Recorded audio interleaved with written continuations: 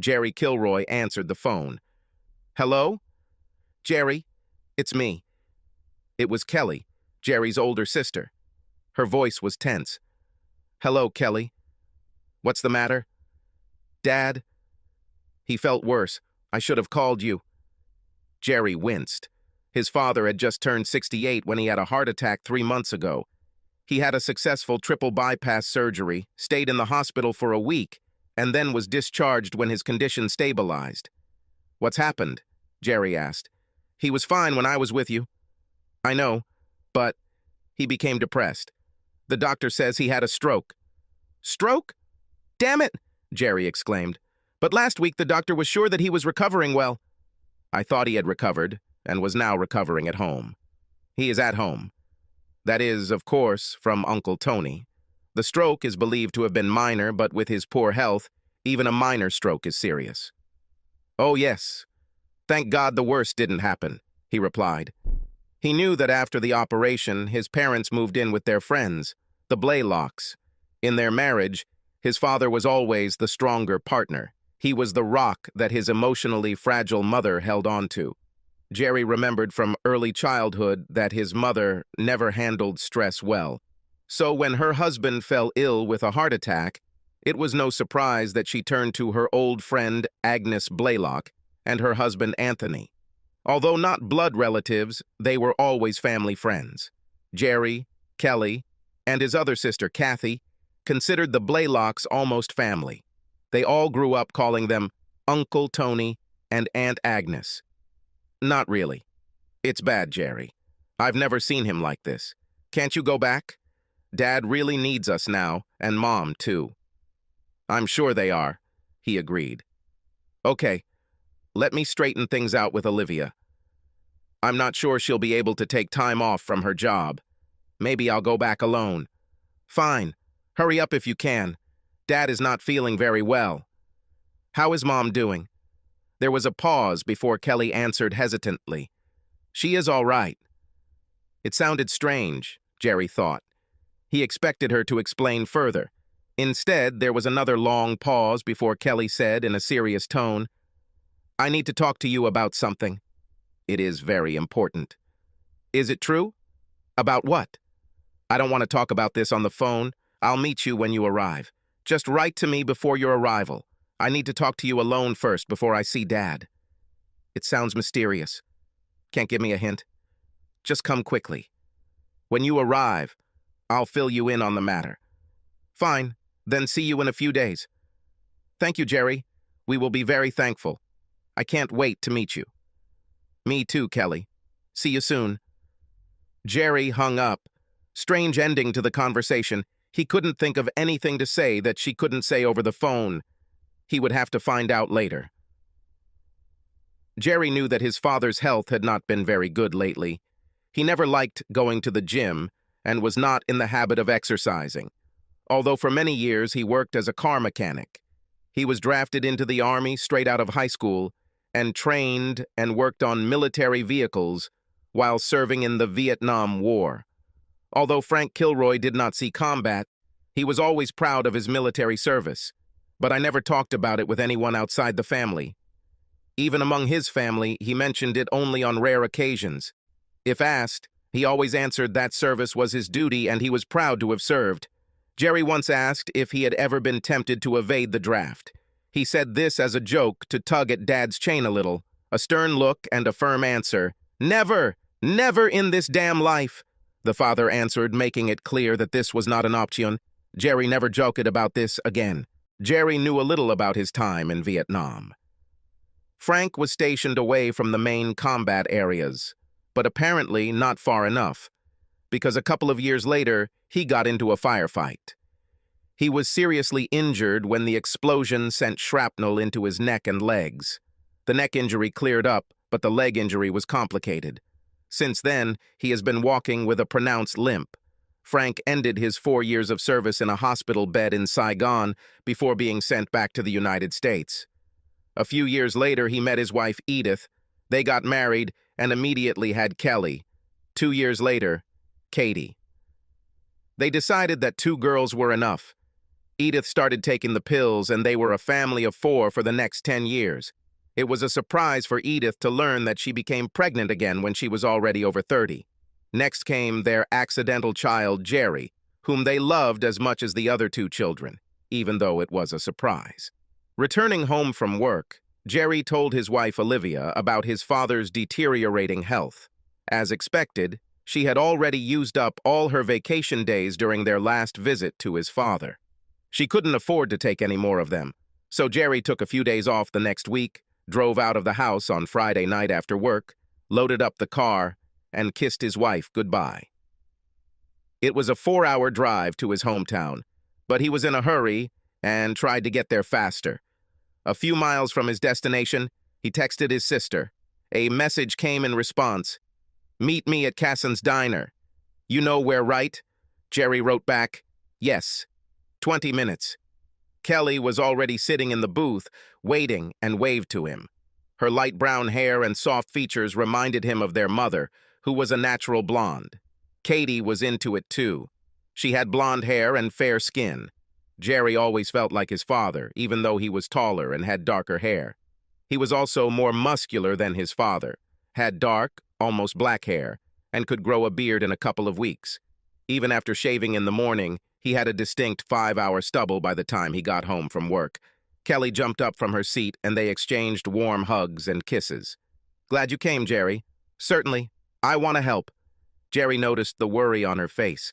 Something serious was bothering her. They ordered coffee and each took a cake. When the waitress left, Kelly gave her little brother an appraising look and quickly looked down. "I don't know how to tell you about this," she said, staring at the table and biting her lip. "Just say it, Kelly. I know this bothers you." "Okay." She took a deep breath and let it out. "Jerry, there is something you don't know about our family. This concerns Uncle Tony." "Okay." "You remember that Mom and the Blaylocks have been friends since college?" "I know it." "Mom and Aunt Agnes lived in the same room. They studied at the same college and met Uncle Tony there." "I know that too. A couple of years after college, Mom met Dad at a party, and here we are." "And what?" "Well, from then on, they were all friends. Mom and Dad got married, and a few years later, Tony and Agnes got married too." "Yes, Mom was Agnes's bridesmaid." "Exactly. I don't know if you know this. Before you were born, Dad had to leave town for several months to attend mechanic school. He was new to the company, and the classes took place quite far from home. During his training, the company allowed him to come home only once and only for a couple of days. He used his veteran's benefit to pay for his tuition. During the time he was gone, Mom seemed to become depressed and a little crazy." "Are you crazy? What does it mean?" Kelly shook her head and said, "She did something stupid, Jerry.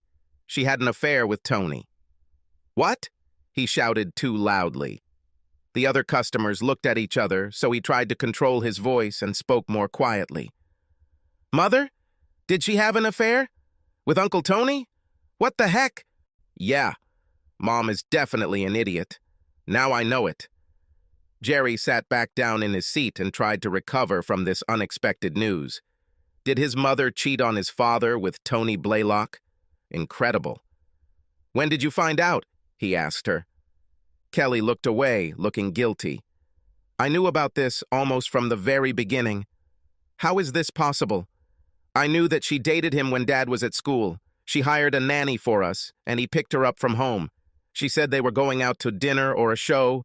Dad and Tony were friends, and he was always at our house anyway. I just thought he was being friendly at the time, trying to cheer her up because Mom was so sad when Dad was gone. Didn't you find it strange that he would pick her up and take her to dinner? By the way, where was Agnes?" "I didn't think it was unusual at the time," Kelly said, sincerely trying to make him understand. Agnes was with him several times, so she was undoubtedly aware of what was happening. They came to the house to pick up their mother, and when they left, they laughed and chatted joyfully. It looked quite innocent. It also happened that he would come alone and do some small work that my mother needed. I thought it was just a friend helping her while Dad wasn't home. That's all I thought at the time, and my mother allowed me to think that way. I realized that she cheated on him only when I was in high school." "Did it take you that long?" "Sorry, Jerry. I should have told you something sooner.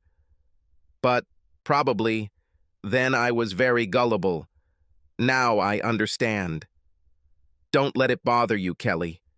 You were still a child and didn't know everything. There was a pause before Jerry asked, I take it Katie knows too? She gave him a sad look. I can't have secrets from her. You see, sisters? Yes, I understand. Jerry's head was spinning from this news. He never expected anything like this. He watched his older sister shift in her seat, her eyes darting around as she took another breath. This was a bad sign. That's not all, is it? Yes, unfortunately, she answered sadly. It's very hard. I hate to tell you about this, but I'm not going to sugarcoat it. We already had too many secrets. She looked him straight in the face and stated categorically, Jerry, I'm not sure that Dad is your biological father. What? No fucking way. Is it true? Yes. Sorry. I think you may be Uncle Tony's biological son. Kelly's voice broke as she made her statement. Then she broke down and brought her hands to her face. She began to sob slightly as she looked at her dark-haired brother, who was amazed. Are you kidding? You must be joking. My God. A tear welled up in his eye, and he quickly brushed it away before she could see. No, but I would like to, she replied, sobbing. But I'm not sure. I hope I'm wrong. I was talking about this with my mom the other day. She said she didn't know for sure either. But he thinks that then she became pregnant by Tony. You showed up a little over 9 months after they had already started their affair, and your resemblance to Tony is too great to deny. Dad never talked about it, so I don't think he realized the possibility until... It took Kelly a moment to stop sobbing and speak. Until a few weeks ago, when Mom let the cat out of the bag. What a stupid bitch she is. He was still recovering from a heart attack when she told him about her infidelity. Since then, my dad has become depressed. Perhaps that's why he had a stroke, because he took the news so hard. Crap. Jerry exhaled with anger. I know he's crushed. Damn her. Why the hell did Mom need to open her big mouth after all this, especially when it was in such a fragile state? It might be a mix-up with the medications, Kelly said. We all think so. Mom has been taking antidepressants for a long time. You know what she's like, but recently she got a new doctor. I think she met him in the hospital when Dad was having surgery. New doctor? For what? Oh, I don't know. Mom has always been a hypochondriac. She hung around the hospital and no doubt met a lot of doctors there. She must have convinced one of them to take her on as a patient. I imagine she didn't tell him about all the medication she was taking at the time because he gave her a new prescription for nerves, and unfortunately, that medication conflicted with some of the ones she was already taking. This made her somewhat delusional, and she told the whole story to her father during their quarrel. Jerry sat stunned in his seat, his brain overheating as he tried to process all this new disturbing information. So he might not be my real father? Jerry sighed thoughtfully. No, he is your real father, Kelly exclaimed. Oh my God, Jerry, don't ever think otherwise, please. I know. Of course he's real, he answered embarrassedly. You're absolutely right, Kelly. He is my dad and I love him. Regardless of whether he is my bio dad or not, I know he loves me, he always has, and will always be my real father. Thank you, Kelly sobbed and reached across the table to take his hands. For several poignant moments, the brother and sister held hands and shared their grief. Kelly hated telling her brother the truth, but he should have known. After a few moments, Jerry said, shaking his head, What a mess it is going on here. Tony is an idiot for taking advantage of her, and Mom is an idiot. Poor Dad. I can only imagine how he feels about her betrayal. His family is everything to him. I can't believe my mom can be such an incredible fool. A secret she's kept for decades is suddenly revealed as Dad fights for his life. What is the likelihood of this? He didn't take it well. How are things now? Do the Blaylocks still have it? Yes, for now anyway. I can imagine how he doesn't like living under the same roof with his wife's ex-lover, but he is quite helpless, and his mother does not want to come home to take care of him. She said she was upset and needed Tony's help. Kelly added in a bitter tone. And of course, old Uncle Tony is very happy to help her. She swallowed to suppress her bitterness and continued. But as you might expect, Dad hates him now. He made that clear to Tony. And he doesn't allow his mother to help him with anything, and neither does Agnes. And how does he cope? Very bad. Of course, he needs help. Without his mother, there was no one to help, so he was taken to the Blaylocks. Tony gave him a separate room in his house and hired a nurse to look after him. He has a physical therapist. Of course, Tony can afford it. Yes, this bastard is rich. We all know this. It's so sad, Jerry. I visit him regularly, but he doesn't want to talk to me or Katie. I think he found out that we knew everything, but we didn't tell him. Now he feels betrayed by his entire family. He is so depressed that I almost cry when I see him. I can imagine. Poor guy. What a cruel retribution for all his labors. He was a faithful husband and an excellent father all his life. Honest, hardworking, a great provider, and look how that turned out. The brother and sister sat staring at the table, deep in thought. After a while, Kelly looked across the table and met her brother's gaze. I know this is a shock for you. I hated to tell you, she admitted. But I love you, Jerry. We love everything. Don't think that this changes anything between us. Katie knows I'm talking to you and she'll say the same thing. She couldn't be here now, but it will be tomorrow. By the way, she says hi to you. Thank you, Kelly. You will always be my sister no matter what, and so will Katie.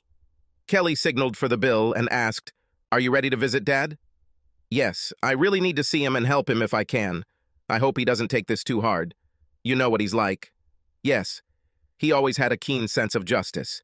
Everything is either right or wrong, no halftones. That's why he's in so much pain. He can't accept Mom's apology or her reasons for doing what she did. He's a broken man, Jerry. I don't think he's said 3 words to Mom since they found out, and he glares at Tony. I can't blame him even after all this time, he said. Mom has known about her affair for several decades, but for Father it is a fresh wound in his heart. The love he thought his mother had for him is now forever tarnished. Humph. Mom certainly doesn't think so, Kelly said sarcastically. She acts like she just told him she crashed the car. Mom says her affair is a thing of the past and that she hasn't been with Tony for years. She doesn't understand why he takes it so hard. I told her that, because her affair was long in the past, it hurt Dad no less. This happened very recently for him, and he still feels the pain. He's still very upset. Jerry and Kelly rode separately. As they pulled into the long driveway, Jerry saw the familiar sight of the large Blaylock house. This is a 2-story mini-mansion with a huge landscaped yard, a swimming pool, and a round flower garden. Uncle Tony owned 3 car dealerships and several other businesses. His house was a symbol of wealth in this small community. Frank Kilroy and Anthony Blaylock became an unlikely pair of friends. Tony's business success, contrasting with Kilroy's modest financial position, made their friendship unlikely over the years. Of course, now that Jerry knew about Tony and his mother's affair, it made a lot more sense. Jerry and Kelly were greeted at the door by a gloomy Aunt Agnes. Kelly and Agnes hugged and kissed, then Jerry hugged the older woman. The hug was tight, and when they pulled away, it became awkward. She was still a beautiful woman, slim, beautifully dressed, with perfectly styled silver hair. Thank you for coming, Jerry, Agnes told him sincerely. I hope having you here will cheer up your dad. I hope so, too. When they were shown into the living room, Uncle Tony appeared. He was taller, 6 feet height, and his thick figure was dressed in an expensive silk suit. On his feet were patent leather shoes made of expensive leather. Smiling confidently, the older man stepped forward, hugged Kelly, and shook Jerry's hand. Jerry noticed his combed-back black hair, speckled with gray. This gave him a respectable appearance. It's good to see you again, Jerry, Tony said with a smile. I wish the circumstances had turned out better. But I'm very glad you're here. Me too, Tony. Jerry wanted to call him Uncle Tony, but restrained himself. Neither of you want a drink? No, thanks, Kelly replied.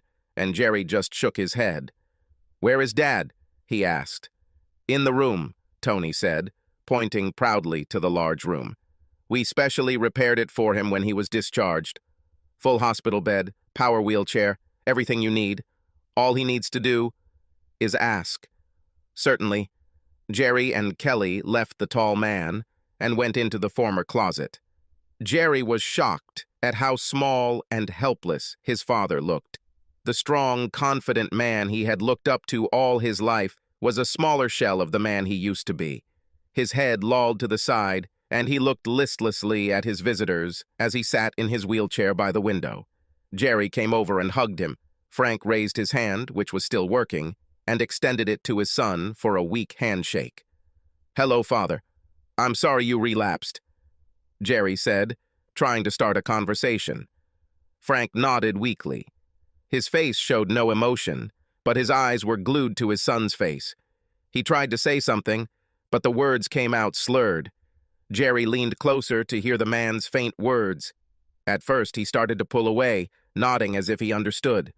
But Frank held his son's hand resolutely, repeating the words many times before he saw some recognition in Jerry's eyes.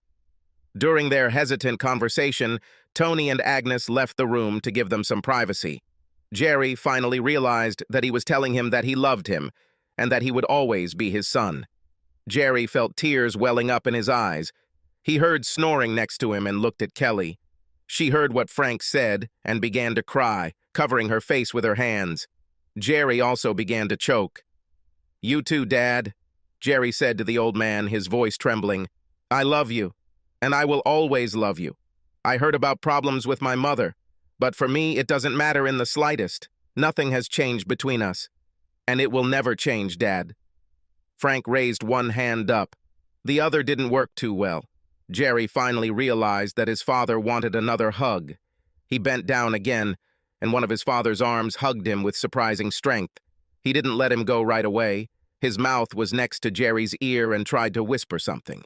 Jerry had to listen closely to understand. Frank's words were slurred, but he was saying something that he thought was very important.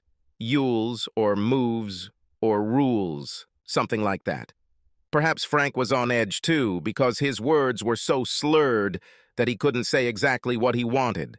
Jerry felt his father starting to get upset. Therefore, he pulled away, feeling awkward that he could not understand him.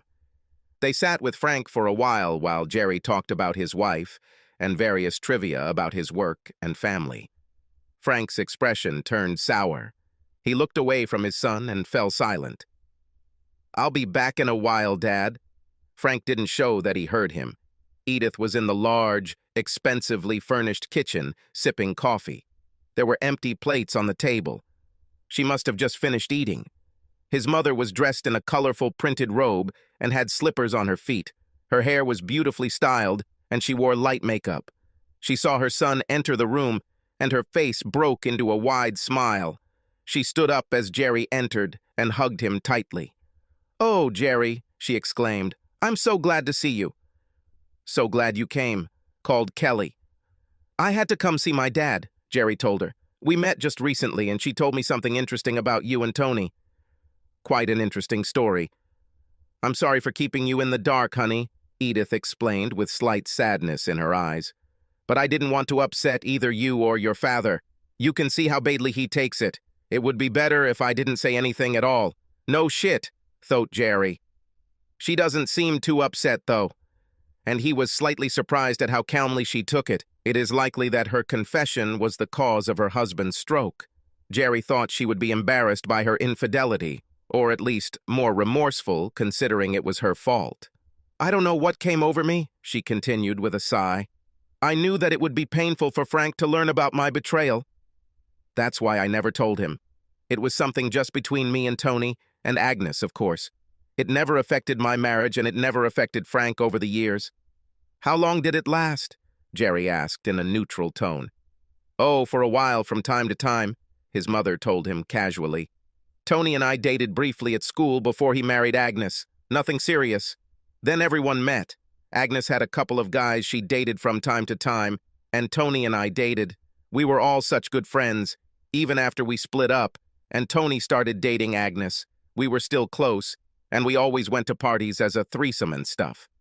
As she told her story, her gaze moved from her son's worried face to a vague spot on the wall. It was obvious that she was remembering a very pleasant time in her life. With a sad expression on her face, she admitted, "Even after Frank and I got married, we still saw Tony and Agnes a lot. We often walked, they were at our wedding, and we were at theirs. It was such a fun time. When we had Kelly and Katie, it was one big happy family. All 6 of us, I mean. I wish this would never end." Suddenly, her expression hardened. "But when your father left me to go to that damn course, I felt so lonely. I alone took care of your sisters and did all the household chores. It was too hard. Tony helped me get through this difficult time. Without his support, I would have gone crazy. When your dad came home, I stopped seeing Tony as often. We still managed to see each other, just not as often. He was so nice about everything. He took me all over the city and introduced me to many people. He's a really wonderful person, you know." "I hope you didn't tell Dad about this," Jerry replied, frowning. Edith was startled by his exclamation and stammered, "What didn't you say? Why is the guy with whom his wife cheated on him so wonderful?" Jerry said sharply. "A great guy who he considered his friend, the friend who essentially stabbed him in the back. Not the best thing to say to an old, sick person." "You don't have to behave like that, Jerry," she frowned in response. "Of course I know that. Now it's easy to judge me." She waved her hand at him dismissively. "I'm not stupid, you know. And I didn't tell him anything like that. I just let him know the truth about what happened then. He should appreciate that I was so honest." "I'm sure Dad will be very glad to hear the truth," Jerry said sharply. "He may not be happy," she replied reproachfully. "But now that he knows, he'll just have to deal with it. All this is in the past, and it is too late to worry about it now. Besides, Frank has a lot more problems than the stupid fling I had years ago. I will try to help him cope with this as best I can, but he has to help himself too." "I'm sure you can help!" Jerry spat angrily, outraged by his mother's indifferent attitude to such serious things. He deftly spun on his heel and walked away before he exploded at his stupid mother and her reckless behavior. He wanted to ask about his origins, but right now he was too upset. That conversation will have to wait for another day. Kelly was nearby and must have heard his angry retort. She came in and sat with his mom and gave him a strange look as he left the room. Jerry went to the library to think. Through the sliding glass doors, he saw Agnes on the terrace at the back of the house, sitting at a table drinking coffee. He went out and sat down at the table with her. She hugged him and poured him a cup of coffee, and they started chatting. "We never thought it was bad," Agnes told him honestly. "Edith and I were so close then. We were roommates, you know. And they did everything together." As she spoke, she gave Jerry a knowing look. "She dated Tony before me.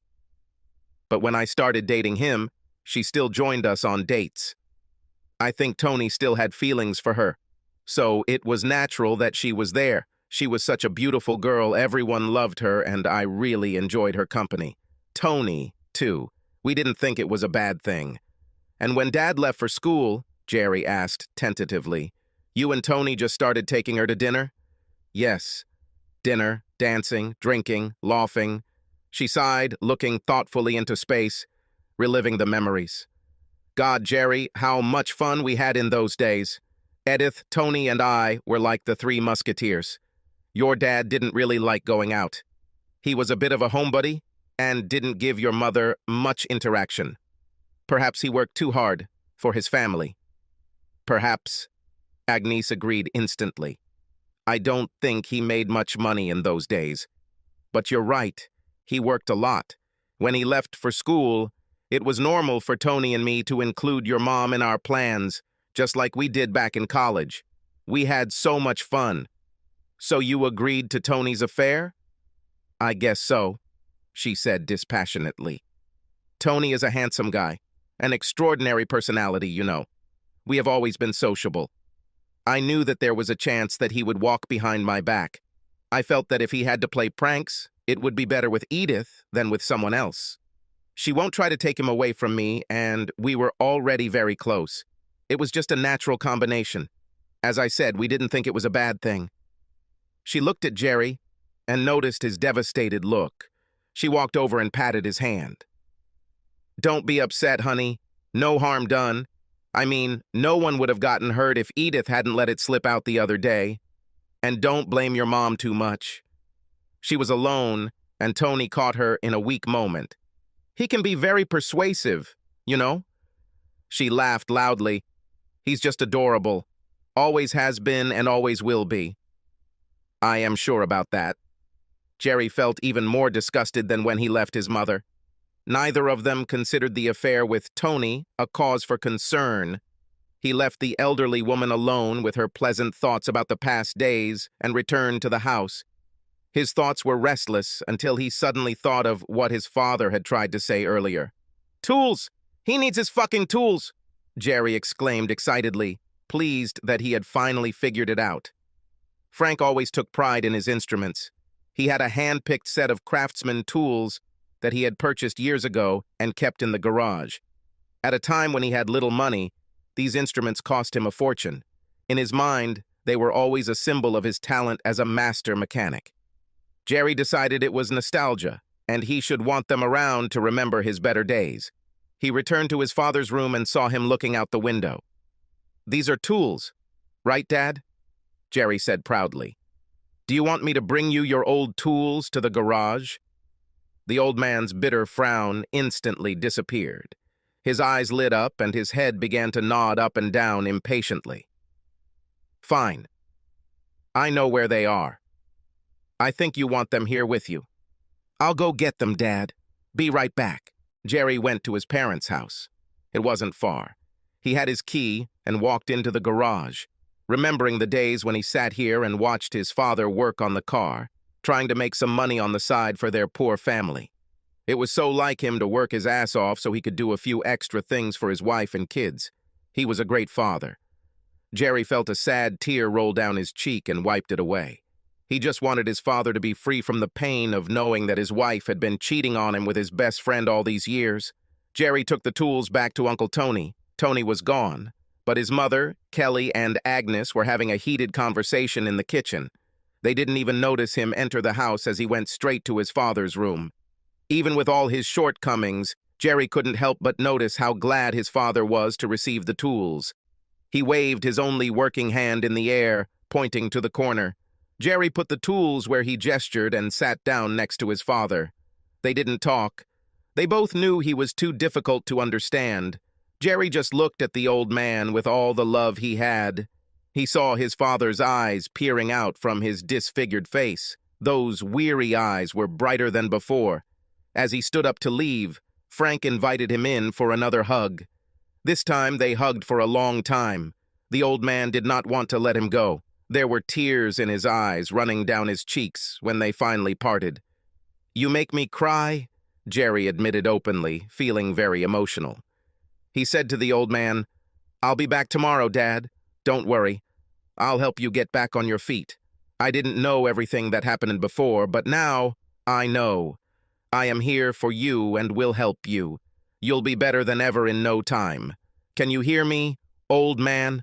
Frank nodded enthusiastically. He watched intently as his tall, muscular, dark-haired son walked out of the room. Jerry and Kelly left together. She couldn't wait to leave as there seemed to be tension between Kelly and the two older women. She didn't tell him what was wrong, but passing by Jerry, she whispered, Mom's a fucking bitch. What? Kelly shrugged but didn't say anything. She said out loud, Let's go, Jerry. You can stay with me if you don't have a hotel room. I will be happy to see you. Of course, if you don't mind. They went to Kelly's and talked for a long time about what their family would do. Feeling tired, Jerry went to the room Kelly had prepared for him. He was undressing in the bedroom when he heard a loud explosion in the distance. Even at that distance, it was so powerful that the windows of their house shook. He ran out of the room and almost collided with Kelly. What the hell was that? She asked with a worried look. They both looked outside and saw a glow in the distance, as if there was a big fire somewhere nearby. Oh, crap! Jerry cursed as a terrible thought occurred to him. I hope I'm wrong, but I think we'd better get back to Toni. Why? I just need to check on my dad. She wanted to know why, but he didn't say. Jerry was back in the house and dressed in less than a minute. Kelly also quickly got dressed and went with Jerry, and he rushed back to the Blaylock mansion. About half an hour passed after the explosion. As they turned the last corner, they saw the flashing emergency lights of fire trucks and police cars in front of the Blaylock house. Toni's house was almost destroyed. It seemed as if the lower floor was blown up, and the rest of the house fell down, engulfed in flames. Firefighters pulled hoses, sprayed water, and tried to extinguish the flames. But it seemed useless, since most of the house was already destroyed. Oh my God, Kelly sobbed. Mom and Dad, did they die? I'm afraid so, Jerry said, hugging his sobbing sister. They told the police who they were, and the man just shook his head. I don't think anyone could survive, he said sadly. When we arrived, the house was already engulfed in flames. Nobody could get out. It looks like there was some kind of explosion, possibly a gas explosion. We will investigate and find out the reason. But today we can't do anything. I'm sorry for your loss. Jerry drove Kelly home. They sat in the living room and hardly slept. The next day, they went to the house and saw detectives picking through the smoldering ashes. Jerry identified himself and was allowed to come closer. The detectives began to question him about what they knew. Jerry didn't mention the tools he brought, but he said he believed there were 4 people in the house. Did you find anything? Jerry asked worriedly. Any traces of my parents? Yes. We found 4 bodies, the man told them. 3 of them seem to be upstairs. The house is so badly damaged it's hard to tell. We'll have to identify them later during the autopsy. The man glanced sideways at them and said, The 4th body was funny. It's hard to say, but we think it was downstairs in the kitchen. In the kitchen? Kelly said. But Father lived in his office, right? Yes. So, this body was in the kitchen, the man continued. We know because it was near the stove, or what was left of it. What's funny about this? Jerry asked. Don't tell anyone that I told you this. The man moved closer, speaking confidentially. But since you are a member of the family, I think that the problem is in the stove, that it was a gas explosion. In fact, I'm sure of it. Is it true? Yes. The gas line was turned off. Do not know how. The connection was damaged, but survived the explosion. From experience, I can say that it was not a leak. This line was intentionally disconnected. The man leaned even closer and spoke quietly to his brother and sister. It's funny, but the body near the disconnected line was holding a pipe wrench in its hand. In hand? Kelly asked in surprise. Was it blown off by the explosion? No. A wrench was attached to his hand. Literally attached to her. The man said this with an almost funny expression on his face.